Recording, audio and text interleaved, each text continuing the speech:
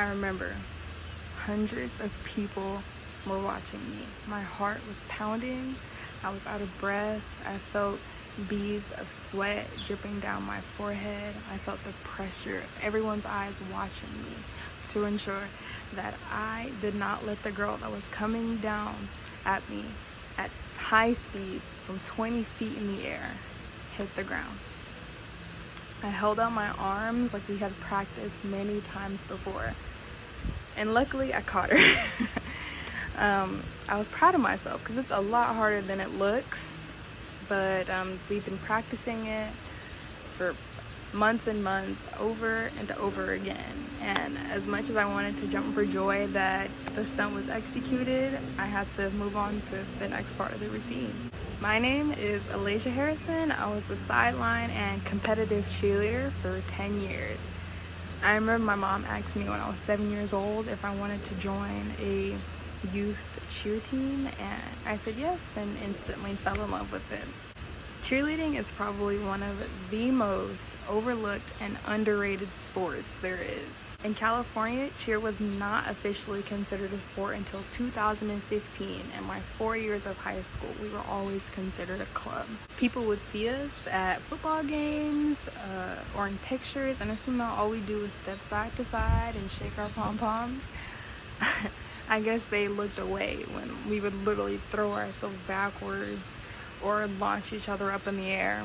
I could sit here all day and talk about why cheer is a sport and should be considered one, but I'm here to inform you about cheer as a whole and its aspects. I've always thought of cheer as a mix of gymnastics, dance, and obviously some aspects it has on its own. While many people might categorize it differently, I like to categorize cheer into 4 aspects, which is tumbling, jumps, stunting, and dance. Okay, first I'd like to talk about tumbling. Tumbling is a skill of executing flips per se, such as back handsprings or tucks. While to some people this aspect comes easily, for me it was a little bit of a different story. I definitely fell. I sprained my ankle once. It's not very pretty, but I was very proud of myself for getting as far as I did and doing as well as I did. I really put my mind to it. I loved learning how to tumble though. It was really, really fun and a cool party trick. Next, I'd like to introduce you into jumps. I like to think that I was really good with jumping. I never really struggled with it because over the years I grew really flexible. A jump is pretty much what it sounds like. You would jump in the air and pull what we call a body position. An example of this would be a toe touch or a pike. Next we have stunting, which used to be referred to as building pyramids or pyramids. Stunting is one of my favorite aspects of cheerleading. It's super, super fun. It is the act of holding or throwing someone in the air while they're holding a body position. Stunting is really fun, but it's also really dangerous. As you can see, it requires a lot of trust and forgiveness. I personally have been kicked, slapped, and punched, everything, all of the above, but nothing, absolutely nothing feels better than executing a really hard stunt.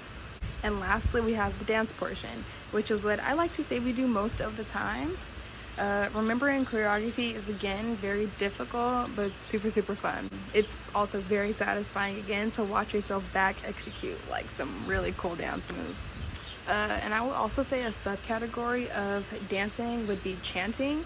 So I'm pretty sure we've all been to football games or basketball games and heard cheerleaders say something like, "Let's go Chafee, let's go." So yeah, that's what I mean. And lastly, to wrap everything up, cheerleading in my book has at least 4 main components, which are tumbling, jumps, stunting, and dancing. And the purpose of these 4 components in sideline cheer, which is cheering for another sport such as basketball or football, which is what most people see when they see cheerleaders, is to pretty much rowdy up the crowd and encourage the team. And the purpose of competitive cheer is performing a routine in competition with other teams and pretty much seeing who can execute their routine the best out of the other teams. So now that you know a little bit more about cheerleading, would you be willing to try it out? Bye.